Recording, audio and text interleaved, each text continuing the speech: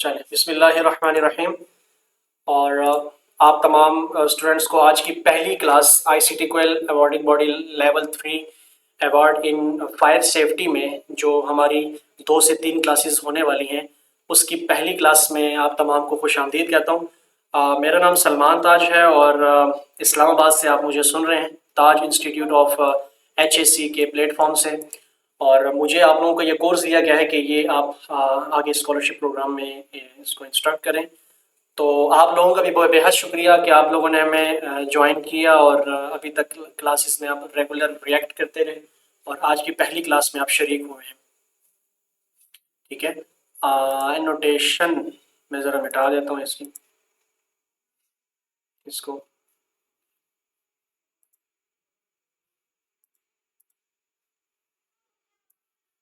जो है ना,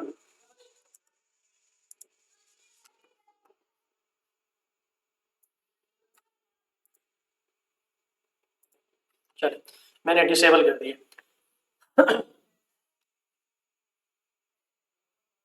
ठीक है जी।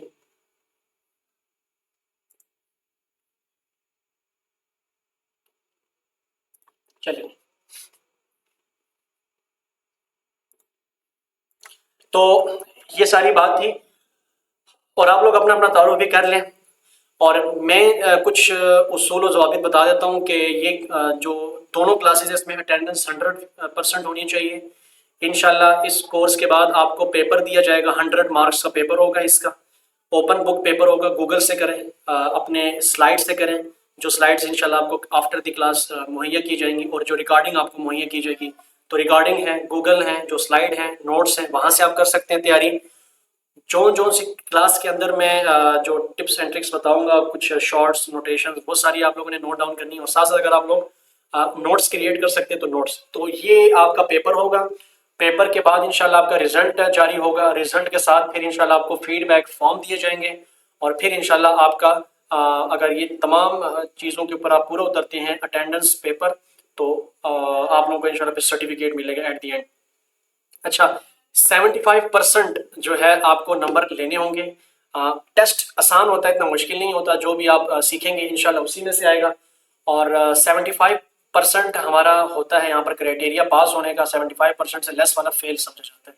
तो आप लोगों ने कोशिश करनी है कि 75% से ज़्यादा नंबर लेने हैं, 80s तक, 90 तक। अच्छा, एक चीज़ का ख्याल रखना, ओपन बुक टेस्ट का ये बिल्कुल मतलब नहीं है कि आप लोग जो है चैट जीपीटी, आजकल एआई के मुख्तलिफ टूल्स हैं, उसका सहारा लें। ठीक है, क्योंकि आप पूरा पेपर अगर उसमें भी ऐड कर देना तो वो पूरा आंसर आपको देता है। तो इसलिए आप फ्री में कर रहे हैं, खुशनसीबी है हमारी भी, आपको पढ़ा रहे हैं, आपकी भी हमसे पढ़ रहे हैं। और ये सर्टिफिकेट इंशाल्लाह आप यूके बेस्ड आप हासिल करेंगे। तो अच्छे से सीखें और जो पेपर आपको दिया जाए वो अच्छे से आप लोगों ने अपने लर्निंग, सेल्फ लर्निंग की बेस पर, अपने कॉन्सेप्ट की बेस पर आपने वो पेपर हल करना है। ठीक है, तो इसलिए हम इतनी मेहनत कर रहे हैं, हम लोग ये नोट्स बना रहे हैं, रिकॉर्डिंग तैयार कर रहे हैं और ये फिर इंशाल्लाह एट द एंड नोट्स भी दिए जाएंगे, रिकॉर्डिंग भी दी जाएगी। अच्छी तैयारी करें। ठीक है, तो ये उसूल है और मैं उम्मीद करूँगा कि आज की क्लास आपको पसंद आएगी। और मैं बीच में अभी भी मैं कुछ स्क्रीनशॉट्स ले लेता हूँ। ठीक है, और यहाँ पर मुझे चाहिए होगी क्योंकि विद पाई मैं ज़रा नीचे अपने इस टूल बार को भी ना अनहाइड कर देता हूँ ताकि ये, क्योंकि आप लोगों की अटेंडेंस मस्ट है। ठीक है जी, तो मैंने इसकी स्क्रीनशॉट ली और मैं यहाँ पर जो है ना आप लोगों की स्क्रीनशॉट को भी फिलहाल मैं सेव कर रहा हूँ। ठीक है, फिर बाद में इंशाल्लाह बीच में अगर बाकी स्टूडेंट्स आ गए तो उनकी भी स्क्रीनशॉट यहाँ पर सेव कर लीजिए। ठीक हो गया? मोरे मोरे मोरे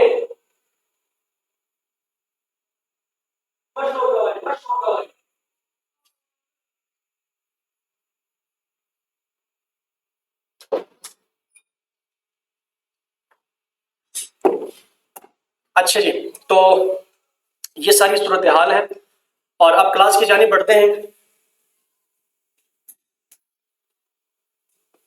हमारा course award in fire safety, ये नोट्स है उसके। मैं बताता चलूं, ये नोट्स काफ़ी लेंथी है। अगर नीचे आपको नज़र आ रहा हो 174 स्लाइड्स हैं इसके।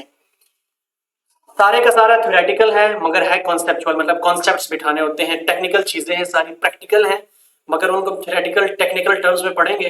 तो इसको आपने सीखना है और जहन में आपने उसके मेन मेन कॉन्सेप्ट्स बिठा लेने हैं। आप माशाल्लाह सारे जो है इन सीनियर लेवल्स पर आप काम भी कर रहे होंगे हेल्थ एंड सेफ्टी के, तो आप लोगों को इन चीज़ों का अंदाज़ा पहले से होगा। खैर इस कोर्स के अंदर बहुत मज़े की चीज़ें इंशाल्लाह उसको पढ़ेंगे। इसके टोटल हमारे पास जो यूनिट्स हैं, यूनिट नंबर 1 से लेकर टोटल जो यूनिट्स हैं इसके, अब जो अपडेटेड यूनिट्स हैं वो 8 है, मतलब 8 यूनिट्स हैं इसके। तो कोशिश मैं ये करूँगा कि 3 पढ़ा सका, 4 पढ़ा सका, तो वो देखेंगे इंशाल्लाह, ठीक है। और साथ साथ ये फिर नोट्स भी दे दूंगा और फिर इंशाल्लाह नेक्स्ट डे जैसे मुमकिन होगा हम आपके साथ जो है नो शेयर कर देंगे रिकॉर्डिंग। तो अभी मैं क्या करने वाला हूं कि मैंने यहाँ पर फुल स्क्रीन कर देता हूं ताकि आप लोगों को दिखे, ठीक है। सबको नजर आ रहा है? काइंडली बताइएगा मेरी स्क्रीन, आवाज सब कुछ ओके है ना? कोई एक स्टूडेंट बीच में बता दें। ओके, शाहजेब आप बताएं मेरी स्क्रीन आवाज सब ठीक है? जी जी सर, अल्हम्दुलिल्लाह सब ठीक। सब चल। तो हमारे इस कोर्स का नाम है, जो अवार्डिंग बॉडी है ICT quail awarding body level 3 award in fire safety. तो आज इसका यूनिट नंबर 1 हम पढ़ने से स्टार्ट करते हैं। यूनिट नंबर 1 हमारा है principles of fire safety. Course हमारा सारे का सारा आग से मुतालिक है, फायर से मुतालिक है कि आग लगने, आग क्या है, आग की साइकी को समझेंगे, फायर क्या है, फायर के प्रिंसिपल्स क्या है, बिहेवियर क्या है, प्रिवेंशंस के स्ट्रेटजीज क्या है और डायनेमिक्स क्या है आग लगाने के, और बाकी प्रिवेंशन के जो उसूल हैं वो सारी की सारी चीजें हम यहाँ पर इसमें डिटेल में पढ़ेंगे, ठीक है। 8 इसके यूनिट्स हैं। तो पहला हमारा यूनिट है प्रिंसिपल ऑफ फायर सेफ्टी के आग से मुतालिक जो हेल्थ एंड सेफ्टी के अंदर जो कुछ प्रिंसिपल वजह किए गए हैं उसको सबसे पहले हम पढ़ेंगे। इस यूनिट के अंदर 5 बड़े बड़े टॉपिक्स हैं जिसमें प्रिंसिपल ऑफ फायर डायनेमिक्स पढ़ेंगे, आग के जो उसूल हैं कि आग किन चीज़ों से मिलकर बनती है उसके उसूल क्या है, प्रिंसिपल क्या है वो पढ़ेंगे। आइडेंटिफाइंग कॉमन फायर हैजर्ड्स, हम थोड़ा सा आइडेंटिफाई करेंगे, ठीक है। मालूमात लेंगे किस हवाले से, जो अमूमन फायर के जो हैजर्ड्स हैं, फायर के जो खतरात हैं उसके हवाले से हम पढ़ेंगे। तीसरी चीज़ हम पढ़ेंगे असेसिंग पोटेंशियल रिस्क, आग से क्या क्या रिस्क है, पोटेंशियल मतलब जिससे आपको नुकसान पहुंच सकता है उसके बारे में पढ़ेंगे। और ये तो ऊपर आग की डेफिनेशन होगी, आग के खतरात हो गए, ठीक है, ये रिस्क हो गए। नीचे 4th नंबर पे इम्प्लीमेंटिंग फायर प्रिवेंशन स्ट्रेटजीज के इन खतरात से, रिस्क से बचने के लिए, प्रिवेंशन मतलब बचने के लिए क्या क्या हिकमत अमली, क्या क्या स्ट्रेटजीज हम हेल्थ एंड सेफ्टी में एज अ किसी ऑर्गेनाइजेशन लेवल, किसी कंपनी लेवल पर हम इख्तियार कर सकते हैं। और आखिर में है understanding the fire behaviour, fire की जो ओवरऑल जो एक हम कह सकते हैं कि हैयत है वो क्या है, ठीक है।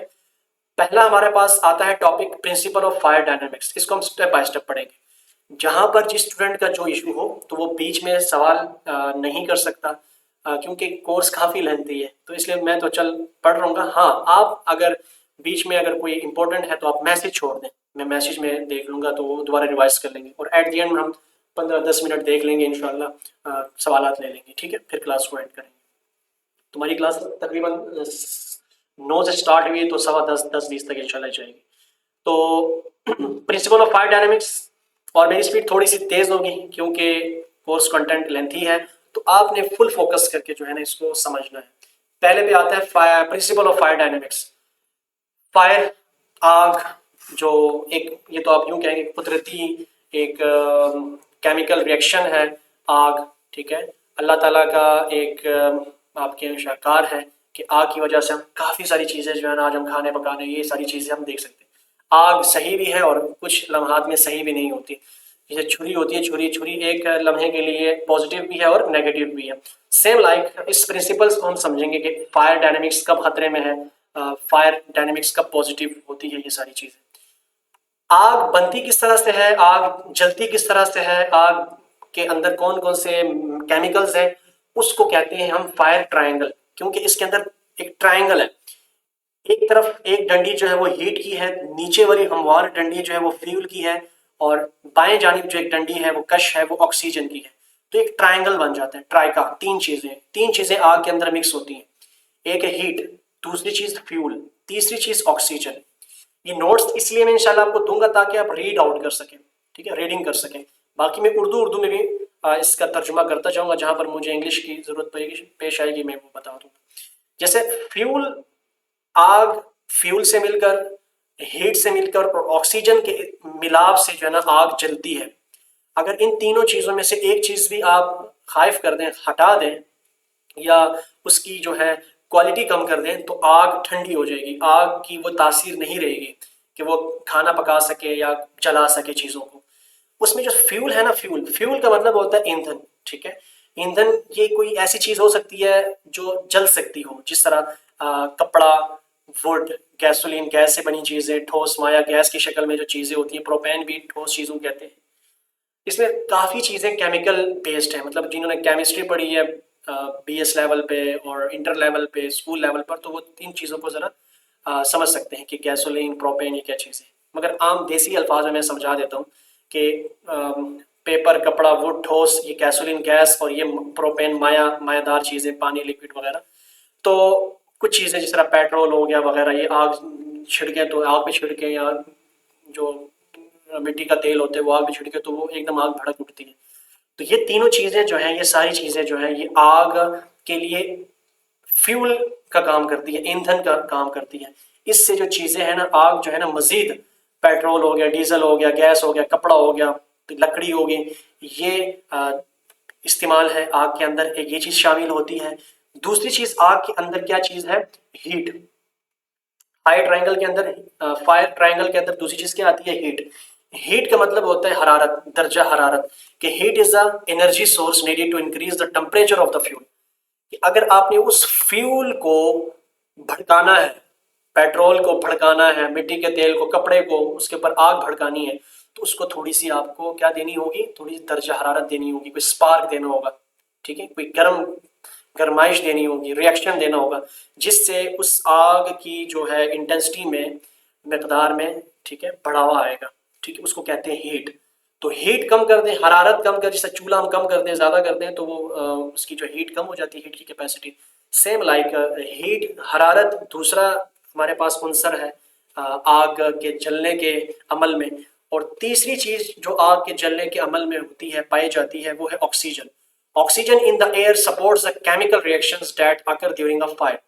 अब ऑक्सीजन ना नज़र आने वाली चीज़ है, हीट हमें नज़र आ सकती है, हम उस कुछ ऐसे एलिमेंट्स होते हैं जिससे हीट जनरेट करते हैं, फ्यूल हमें नज़र आ सकती है, मगर ऑक्सीजन जो कि हवा में होती है, जो कि जिससे हम सांस लेते हैं या चीज़ें बनाते हैं, या कब एक वैक्यूम का नाम सुना होगा ना आप लोगों ने, वैक्यूम, जहाँ पर बिल्कुल ऑक्सीजन हवा ज़ीरो कर दो तो वहाँ पर इंसान जिंदा भी नहीं रह सकता। तो इसी तरह दरख्तों को जिंदा रहने के लिए भी ऑक्सीजन की ज़रूरत होती है, जिसमें हम सांस लेते हैं, हमें भी ऑक्सीजन की ज़रूरत होती है। इसी तरह आग को जिंदा रखने के लिए भी ऑक्सीजन की ज़रूरत होती है हवा में। उस हवा को, उस जो एक झोंका है, उसको हम ऑक्सीजन कहते हैं कि typically air contain about 21% of oxygen which is sufficient to support combustion. Combustion कहते हैं जलने के अमल को, कि जलने के अमल को अगर आप लोग जारी रखना चाहते हैं कि आग जली रहे, तो आपने हवा में कम से कम 21% ऑक्सीजन उसको लाजमी प्रोवाइड करना है। 21 से कम ऑक्सीजन हो गई तो आपकी आग जो है ना वो स्लोली स्लोली बुझ जाएगी। तो ये तीन चार चीज़ें मैंने आप लोगों को बताई। तो फायर ट्रायंगल के अंदर हीट है, ऑक्सीजन है और आपका फ्यूल है। ये तीनों चीज़ें होंगी तो आपकी आग जलेगी। तीनों में से अगर एक चीज़ को कम कर दिया ना, या आपने पानी डाल दिया जी हीट के ऊपर, मतलब गरमाइश के ऊपर आपने पानी डाल दिया, तो गरमाइश ठंडक में कन्वर्ट हो जाएगी। ऑक्सीजन को कम कर दिया, या आपने जो है आग, लकड़ी को, फ्यूल को या किसी चीज़ को आपने कंबल लपेट दिया, ठीक है, तो आग बुझ जाएगी। तो ये तीनों चीज़ें आपकी जिंदा रहनी चाहिए आग को जिंदा रखने के लिए। तो आगे जाते हैं। ये तो तीन चीजें होगी। चौथी चीज एक और अभी रिसेंटली ऐड हुई है केमिस्ट्री की फील्ड के अंदर, उसको कहते हैं फायर टेट्राहेड्रॉन। क्या कहते हैं उसको? Fire tetrahedron.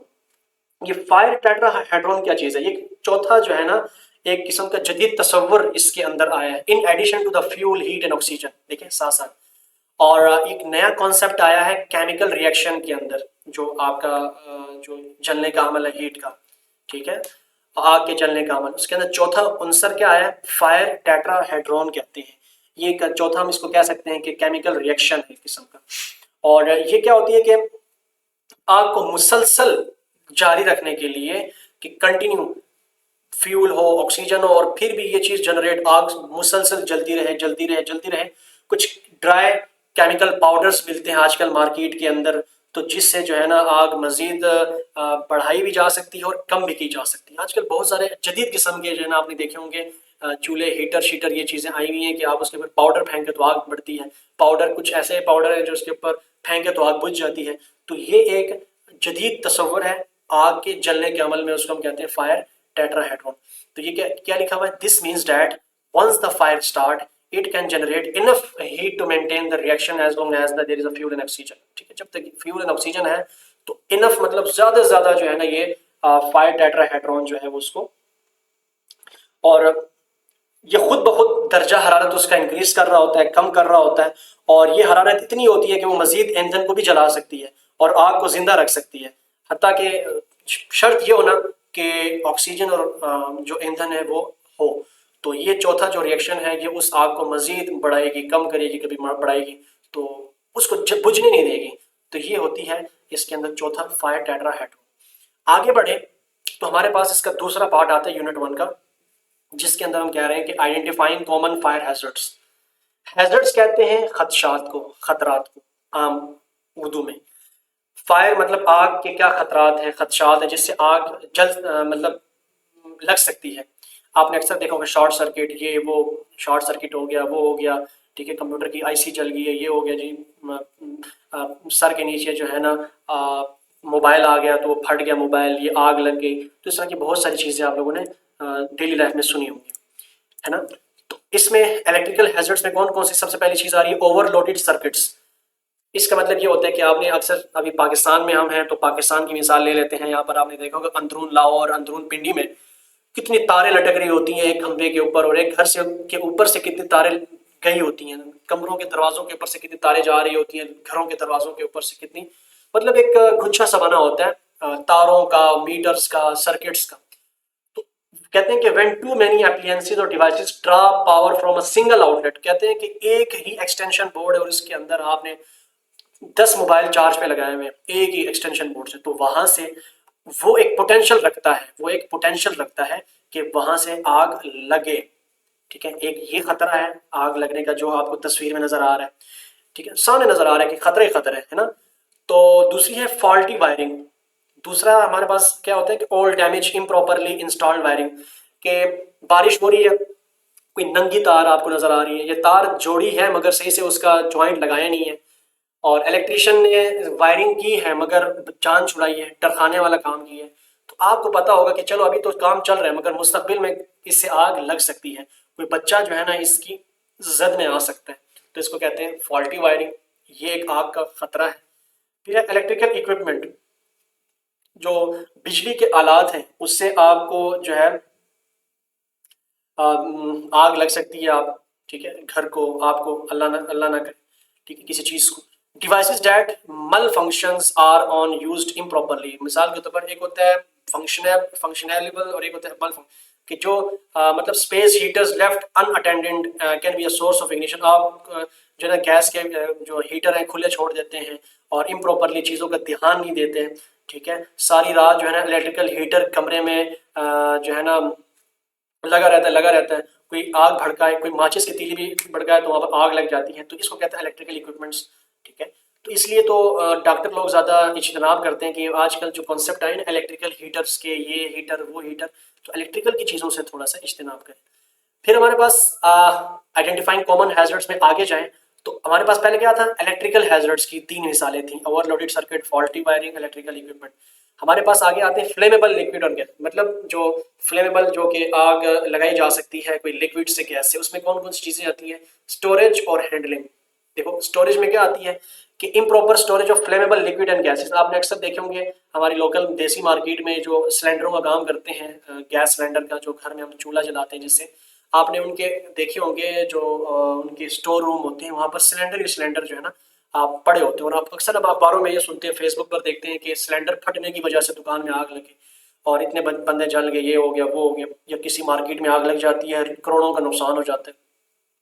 तो लोग जो हम स्टोरेज सही से नहीं करते, ध्यान नहीं देते, सिलेंडर कुछ भरे हुए कुछ खाली और कुछ अनफिल्ड और कुछ क्या और अनकवर्ड हम सिलेंडर इन चीज़ों को रखते हैं। आपको पता है इसमें गैस है, रेडियोएक्टिव एलिमेंट्स सारी के सारे केमिकल्स हैं, और हम उसका जब ध्यान नहीं रखते, हर चीज़ें मिक्स रखते हैं, तो वो चीज़ आजकल गर्मी भी है तो वो चीज़ें भड़क जाती हैं। और स्टोरेज का जो हम सही से स्टोरेज नहीं करती, प्रॉपर स्टोरेज गैस सिलेंडरों का, इसकी वजह से आग लग सकती है, खतरा होता है। Handling care must be taken when handling flammable material to avoid spills and leaks which can be create hazardous condition. आपको पता है भी है कि एक चीज़ लीक कर रही है तो उसको आप अलग रखें, उसकी हैंडलिंग हम सही से नहीं करते हैं, चीज़ों को सही से उठाते नहीं है। कोई चीज़ लीक कर रही है तो उसके वो अक्सर वॉशल्स शॉशल्स होते हैं ना, तो कोई सुराख हुआ है, स्पिल हुआ है, तो उसको हम अवॉइड कर देते हैं। तो अवॉइड हमारी जो नागहानी की वजह से, हमें पता भी होता है कि चीज़ मसला कर रही है, मगर हम कहते हैं चलो खैर हो जाएगा, ठीक है। तो उस नागहानी की वजह से हम वहाँ पर आग लग जाती है, ठीक है। तो हमारे पास, मैं लिंक दोबारा भी शेयर करूँगा, ठीक है। एक दफ़ा ये ख़त्म हो तो मैं दोबारा इंशाल्लाह लिंक शेयर करूँगा आप लोगों को। आज 40 मिनट का टाइम होता है वैसे सोम पे, तो मैं दोबारा लिंक शेयर करूँगा। फिर आता है identifying common fire hazard combustible, जो जलने का जो रखते हैं वो कौन कौन सी चीज़ें। पेपर, वुड, आपको पता है कि लकड़ी भी जलने का अमल रखती है, पेपर भी। हम इन चीज़ों के साथ ऐसे गलत नहीं खेलेंगे, मतलब कि कहीं पर जो है ना, हमने अक्सर बाहर हम देखते हैं रोड के दरमियान में जो है ना, बूढ़ी अम्मा या दुकानदार जो अक्सर रोड के बीच में आग लगा लेते हैं। उनसे पूछे क्या कर रहे हो, वो कहते हैं बस आग गन था हम जला रहे हैं। उससे आसपास गाड़ियां, बच्चे खेलते, ये सारी चीज़ें जो है ना, कुछ कुछ तो बिजली के खंभे के नीचे आग लगा लेते हैं, कूड़ा क्रिकेट और ये सारी चीज़ों को, तो वो भी एक खतरा है। टेक्सटाइल इंडस्ट्रियाँ जो है क्लॉथिंग की, वहाँ पर जो है ना ज़्यादा से ज़्यादा आग के जो फैलने का जो कंट्रीब्यूशन है वो वहाँ पर ज़्यादा है, ठीक है। आग वहाँ पर भी लग सकती है। फायर हैजर्ड्स, ये सारी चीज़ें, textile, paper, storage, handling, overloaded circuits, filing. अच्छा, इसमें जो चीज़ें हैं इसको साथ साथ आप नोट डाउन भी करते जाइएगा। कोई मेन पॉइंट आता है, कोई मिसाल की एब्रीविएशंस आती हैं, उसको आपने नोट डाउन करनी है। फिर आता है हीट सोर्सेज में, दर्जा हरारत में, उसमें इक्विपमेंट्स, आलात आती हैं, मशीनें और जनरेट हीट, वो मशीनें आती हैं, वो डिवाइसेस आती हैं जो हीट प्रोड्यूस करती हैं। मिसाल के तौर पर ओवन एक हीट प्रोवाइड करती है, फर्नेसेस, स्टोव्स, ये सारी, इसमें हम जो पिज़्ज़ा शीज़ा नहीं बनाते हैं, ठीक है, टोस्ट वगैरह, ये सारी वो चीज़ें जो कि गर्माइश भी पैदा करती हैं मगर उससे आग लगने का भी खतरा होता है। तो इन चीज़ों का भी बड़ा एहतियात से काम। आजकल देखो पिज़्ज़ा हट्स में सारे इलेक्ट्रिकल शुआर में हम खा रहे होते हैं, बर्गर और वो सारा आजकल इलेक्ट्रिकल बन रहे हैं। रोटियां तक आजकल इलेक्ट्रिकल फ्राई पैन में बन रही होती हैं। ये इक्विपमेंट्स है, हीट के जो सोर्सेज के इक्विपमेंट्स है, यहाँ से आग लगने का खतरा है। फिर नेचुरल सोर्सेज भी हैं, सनलाइट से आग लगने का खतरा है ज़्यादा। आपने अक्सर देखा होगा मोटर बाइक्स में ना, अक्सर वो गर्मी में वो जो हीट स्ट्रोक होती है, सनलाइट इतनी तेज़ होती है कि वो डायरेक्ट गाड़ी पर लगने की वजह से उसके बॉनेट पे या टैंकी पे तो वो आग लग जाती है। अपने अक्सर पेट्रोल पंप में हमने देखा होगा उसको बाइक पे, तो वो हीट जो है ना बहुत एक पावरफुल सोर्स है आग लगने का। ये फ्लेमेबल सारी चीज़ें, गिलास और ये सारी चीज़ें। फिर हमारे पास कुछ आइडेंटिफाइंग कॉमन हैजर्ड्स के अंदर फिर ह्यूमन फैक्टर आ जाते हैं। मतलब इस आग के जो खदशात है, खतरात हैं, इसमें इंसान का कितना जो है ना इन्वॉल्वमेंट है, इंसान का कितना अमल दखल है। पहली चीज़ आती है नेग्लिजेंस, जिसको हम कहते हैं हम कह सकते हैं कि हम उसको मान ही नहीं देते, ठीक है, ठीक है, हम सुस्ती का इजहार करते हैं, सुस्ती का, उसको नेग्लिजेंस कहते हैं। मतलब लिविंग कुकिंग अनअटेंडेंट, आपने कोई फ्राई पैन ऐसे खुले छोड़ दिया, ओवन खाली ऐसे छोड़ दिया, not properly extinguishing smoking material, आग भड़काई, आपने सिगरेट, जलता सिगरेट हमने रोड के दरमियान में फेंक दिया, ऊपर से गाड़ी गुजरी और गाड़ी ने आग पकड़ ली। तो ये जो हमारी अपनी गलतियाँ होती हैं इसको नेग्लिजेंस कहते हैं, ठीक है, सुस्तियाँ, काहलियाँ और गलती जो गफलत है, तो ये ज़्यादा अमल दखल करती है फायर हैजर्ड्स के अंदर। एयरस्टंस कहते हैं जलाना चीज़ों को, जिस तरह हमने पहले मिसाल दी है मैंने कि हम कूड़ा जला के शार्ट हो जाते हैं, खुद चले जाते हैं और पीछे पता नहीं होता कि वो कितने घरों को जला चुकी होती है। तो ये सारी चीज़ें जो है ये आतिशज़नी जिसको हम कहते हैं, हम आग लगा लेते हैं और फिर गायब हो जाते हैं, हमें पता नहीं होता कि पीछे क्या नुकसान होगा या नहीं होगा। ये एक ह्यूमन फैक्टर शामिल है आइडेंटिफाइंग कॉमन हैजर्ड्स में। आगे जाए तो तीसरा हमारे पास आता है एक्सेसिंग पोटेंशियल रिस्क। अब हमारे पास जो खतरात हैं, हमने तो आइडेंटिफाई कर लिया ना हैजर्ड्स को, अब उसको एक्सेस कैसे करेंगे उन खतरात को, रिस्क को। पहला हमारे पास आता है, कोई सवाल है? My name is Mohammad Shoaib from Pakistan but currently working in Saudi Arabia. Most welcome जी। समी वेलकम आपको करते हैं, लाहौर से हैं इंशाल्लाह सर जी। Sir comparison role increasing of fire Sikandar Hayatabad from textile. ठीक है, बहुत शुक्रिया। अच्छा, साथ साथ अगर समझ आ रहा है तो मैसेज कर दें कि हमें चीज़ें समझ आ रही हैं। अच्छा, कैसे एसेस करेंगे रिस्क को? सबसे पहली चीज़ आती है इंस्पेक्शन। मतलब आपको पता होगा कि कंपनी में इंस्पेक्शन टीम आ जाती है, सबके जो है ना काम खड़े हो जाते हैं। तो अगर हम रेगुलर बेसिस पर अपने इन्वायरमेंट का, अगर हम किसी स्कूल में है, इदारे में है और वहाँ पर आग लगने के कई चांसेस हैं, क्योंकि एक स्कूल है, आईटी सेंटर है, तो उसमें सारी चीज़ें इलेक्ट्रिकल है, तो खुदा न खास्ता कभी भी किसी भी इंसान की किसी एम्प्लॉय की गफलत की वजह से आग लग सकती है। तो आप कहते हैं कि आग ना लगे, कभी भी मुस्तकबिल में आग ना लगे, ना किसी एम्प्लॉय को नुकसान हो ना कंपनी को, तो हम उसकी रेगुलर बेसिस पर क्या करेंगे? इंस्पेक्शन करेंगे। इंस्पेक्शन अपने इंडस्ट्रियल साइट की जाकर करेंगे, चीज़ों को चेक करेंगे, मटेरियल को चेक करेंगे कि मिसाल के तौर पर जो एक्सटिंग्विशर रखे गए हैं वो पुराने तो नहीं हो गए, अच्छा एग्जिट गेट्स वगैरह सब सही है, फायर अलार्म सही से काम कर रहा है या नहीं कर रहा है। ऐसा ना हो कि आग खुदा ना खासा लग जाए और फिर फायर एक्सटिंग्विशर काम ही ना कर रहा हो। तो ये सारी चीज़ें हमने मंथली बेस्ड, 15 डेज बेस्ड या वीकली बेस्ड हम ये इंस्पेक्शन करेंगे। फिर इवेलुएट रिस्क, इस रिस्क को कम या ज़्यादा कैसे कर सकेंगे, उसके लिए आपके पास एक कॉन्सेप्ट आता है लाइक्लीहुड। लाइक्लीहुड कहते हैं किसी भी चीज़ के होने के चांसेस, आग के लगने के चांसेस। तो जब आप इंस्पेक्शन करेंगे ना, तो आपको तमाम चीज़ें पता चल जाएंगी कि यार आग के लगने के कितने चांसेस हैं। मिसाल यहाँ पर लिखा है assessing how likely a fire is occur in a given setting based on the identified hazards. आपको पता है कि एक आप इंस्पेक्शन के दौरान आपको सारी चीज़ें मालूमात आपको मिलेंगी, इवेलुएट होंगी कि यार यहाँ पर आग लगने का खतरा है, खदशा है, रिस्क है, और कितना रिस्क है, कितना कम है, इसको कहते हैं लाइक्लीहुड। इम्पैक्ट किसे कहते हैं? मतलब कल को अगर आग लग जाए तो उसके क्या नताइज आपको मिलेंगे, उसको कहते हैं इम्पैक्ट, या उसको हम कहते हैं कॉन्सिक्वेंसेस, नताइज, आग के नताइज। मिसाल एक फ्लोर पे आग लग गई तो फिर क्या होगा, ठीक है, आग लगने के कितने चांसेस हैं वो हम कहते हैं लाइवलीहुड। और आग लग गई तो उसके क्या जो नताइज आपको मिलेंगे, इंजरी, लॉस ऑफ लाइफ, किसी की जान जा सकती है, property damage, business interruption, business का काम रुक सकता है, लोगों के कॉन्ट्रैक्ट्स होंगे, तो वो उस मामले में जो है ना मीडिया भी इन्वॉल्व हो जाएगा, फिर इंस्पेक्शन, फिर पुलिस, इस खाते में जो है ना आपका काम रुक सकता है। तो इसको कहते हैं लाइवलीहुड। तो जब आप इंस्पेक्शन का यही मकसद होता है कि यार आग को कम से कम करें, ठीक है। कहीं पर भी आग लगने का रिस्क मौजूद होता है, मगर आपने रिस्क को क्या करना है? कम से कम करना है। और आगे जाए, रिस्क को कंट्रोल करने के कुछ यहाँ पर दिए गए हैं, ठीक है। मिटिगेशंस मेजर्स हैं, implementing control such as fire resistance material. Mitigation measures किसको कहते हैं?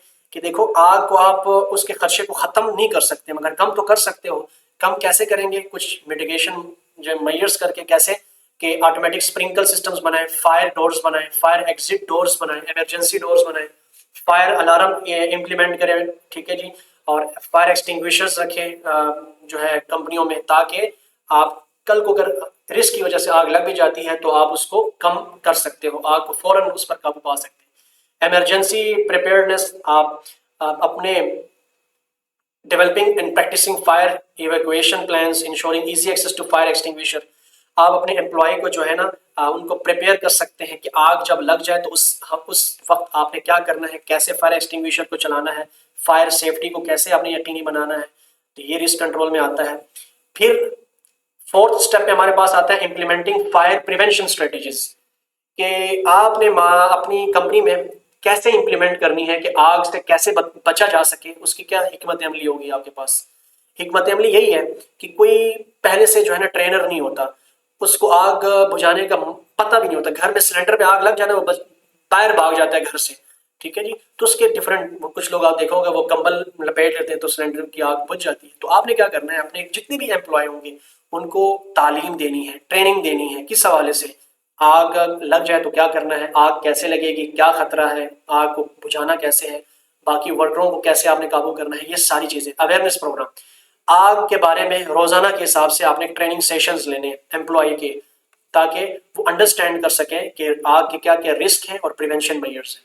और साथ ही साथ उनकी इमरजेंसी ड्रिलें करवानी है। आग लगी नहीं है, मगर अगर आग लग जाए तो उस दौरान आप लोगों ने क्या करना है, कैसे करना है, तो वो एक वीक में आप एक दिन रखेंगे जिसमें वो लोग जो है ना, आप एक आग भड़काएंगे और वो उसको काबू में करेंगे। आपने इस तरह की ट्रेनिंग उनकी थोड़ी सी क्लासेस लेनी है कि आग ना लगे। तो आपने अवेयरनेस आगाही प्रोग्राम आपने अपनी कंपनी में जो है शुरू करनी है, करवानी है, ट्रेनिंग देनी है आपने अपने वर्करों को, एम्प्लॉयज़ को।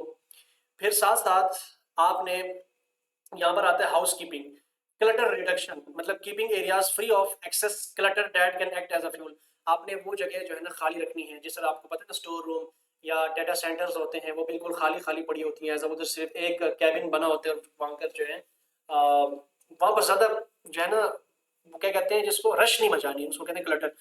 रश को कम से कम करना है, जहाँ पर आपको पता है कि यहाँ पर as a fuel of fire का खतरा है, यहाँ पर कि यहाँ पर आग लग सकती है, तो उस जगह को थोड़ा सा रशी नहीं बनाना है, खाली रखना है। प्रॉपर डिस्पोजल, इसका मतलब है कि ensuring that flammable waste material are disposed of safety and in timely manner, कि जितना भी मतलब ये मटेरियल है गन शन जलने का, उसको फिर आपने ठिकाने भी लगाना है। ऐसा ना हो कि वो पड़े रहे उससे कोई बीमारी फैल जाए। तो इन सारी इसको कहते हैं हाउस कीपिंग, मतलब कि इन चीज़ों का ख्याल रख रखाव इसको हम कहते हैं। तो एज कंपनी लेवल पर ये आपने सारा काम करना है। फिर मेंटेनेंस का काम करना है, ये चीज़ है, ये मेंटेनेंस होगी, हाउस कीपिंग होगी, एजुकेशन ट्रेनिंग होगी, रिस्क कंट्रोल होगा। ये क्यों कर रहे हैं, ये स्ट्रेटजी है। किस चीज़ की स्ट्रेटजी है, ताकि आग से बचें हम। ठीक है, आग से बच तो नहीं सकते मगर आग के खतरे को हम कम कर सकते हैं कम से कम। फिर मेंटेनेंस, मतलब कि उसकी जो देखभाल है वो रेगुलर बेसिस पर हम कर सकते हैं, रेगुलर चेक। ये कौन करेगा, जो फायर सेफ्टी मैनेजर होगा वो करेगा, ठीक है, जो टीम लीड होगा। Performing a regular maintenance on heating equipments, ठीक है, कि वो वेलकम जी, कौन आ गया 4 नंबर पे हमारे, फायर सेफ्टी। नाम क्या है आपका, फायर सेफ्टी, आप अपना नाम काइंडली बताइएगा। ये जो जिसके ऊपर मैं कर्सर लेकर जा रहा हूँ, अपना नाम चेंज करें क्योंकि अटेंडेंस में हमें इशू होगा। और अपना वीडियो कैमरा बंद कर दें, ठीक है, चलो मैंने स्टॉप कर दिया। फायर सेफ्टी, अगर आप मेरी आवाज़ सुन रहे हैं ना तो आप बता दीजिएगा, जो अभी आप क्लास में इंटर हुए हैं, आपका क्या नाम है। मोस्ट वेलकम आज की क्लास में। तो चलो एक और मैं एक स्क्रीनशॉट ले लेता हूँ ताकि 1 2 3 4 5 आ गए, ऐसा ना हो कि ये भी जाएं और फिर मैं यहाँ पर पेस्ट कर देता हूँ, ठीक है। खैर माजरत, हम रेगुलर बेसिस पर जो है ना electrical systems, fire separation system और गुड वर्किंग कंडीशन को इंश्योर करते हुए हम रेगुलर चेक कर सकते हैं सफाई का, मेंटेनेंस का, ठीक है। सर जी देखिए, मैं ऑफिस में हूँ और क्या समझ नहीं आता। एक स्टूडेंट है, क्या वजह है, स्टूडेंट्स, हमारे एक स्टूडेंट है सऊदी अरब में, उनका कनेक्ट नहीं हो रहा, क्या करें, उसका क्या हाल है, इसका क्या हाल है। एक मिनट स्टूडेंट्स, मुझे 2 मिनट दें।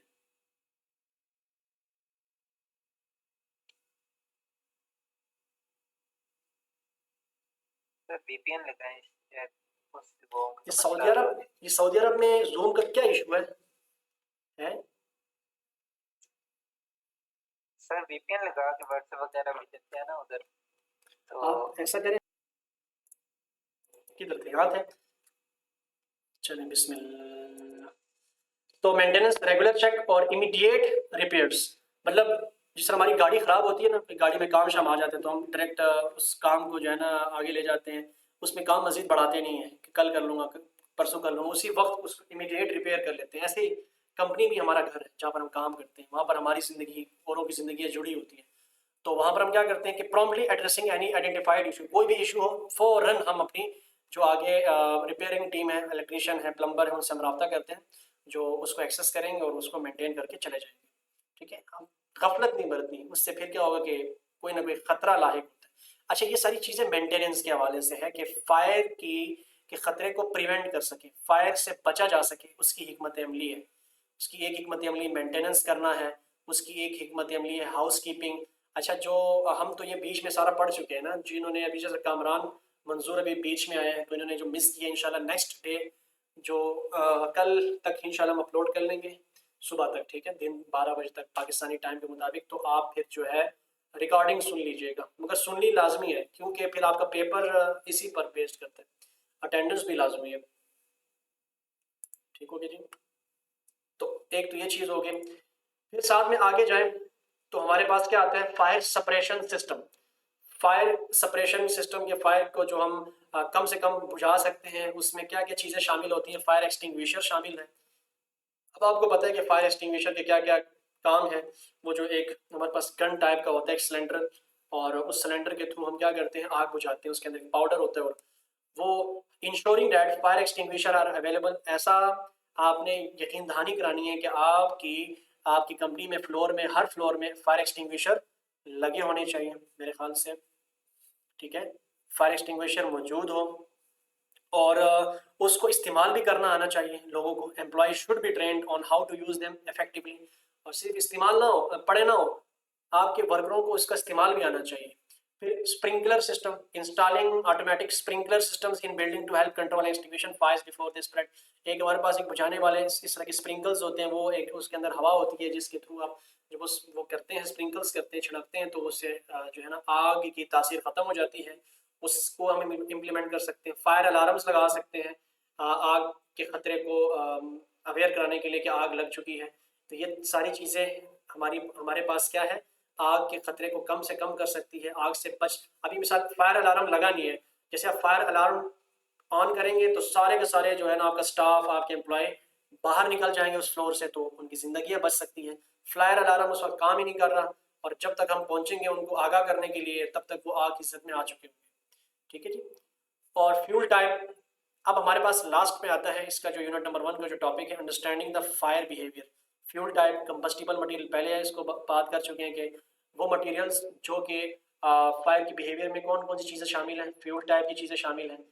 वो चीज़ें जो कि ईंधन मतलब जलने का अंसर रखती हैं, जिसमें बहुत सारी चीज़ें आती हैं, गैस, ठीक है, लिक्विड, माया, ठोस, कपड़ा, लकड़ी, ये सारी चीज़ें जिससे आग लग सकती है। Heat release rate, the amount of, अब इसमें एक और चीज़ है फायर बिहेवियर के अंदर, एक को कहते हैं हीट रिलीज रेट। इसकी डेफिनेशन में आ सकती है पेपर्स में कि what is heat release rate. तो आपने क्या लिखना है, amount of heat energy is released, ठीक है, by burning material affect how quickly a fire can grow and spread. मतलब जो उससे आग की जो पूरी मिकदार है, जितनी आग भड़क रही है, कम हो रही है, इस रेट को हम क्या कहते हैं, हीट रिलीज रेट। आपको पता है इसको हम कम ज्यादा कैसे कर सकते हैं, कम पानी डालकर हम कम कर सकते हैं, ज्यादा कैसे कर सकते हैं, पेट्रोल छिड़क कर ऐसे। ठीक है। फिर आप वेंटिलेशन, आग को अंडरस्टैंडिंग द फायर बिहेवियर में, तो वेंटिलेशन का हम सिस्टम कर सकते हैं, एयर सप्लाई, जिसमें the availability of oxygen significantly impacts fire behaviour. More oxygen leads to more intense and rapid combustion.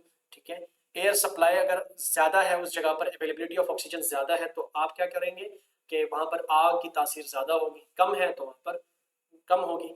तो अब आप ना आग, ये जो ऑक्सीजन है उसको, जो वेंटिलेशन है, वेंटिलेशन किसको कहते हैं, हवा, हवा की गुजराव को, जो हम अक्सर लगाते हैं रोशनदान वगैरह। तो वहां पर उसको हम कंट्रोल कैसे करेंगे, control air flow can help manage fire growth and spread. हम अगर आग की ग्रोथ और फैलाव को कम करना चाहते हैं, तो वहां पर हवा के गुजर का जो है ना कंट्रोल हमें कम करना होगा। ठीक है, वेंटिलेशन को कंट्रोल करना होगा, इससे आग के बिहेवियर में कम या ज्यादती आ सकती है।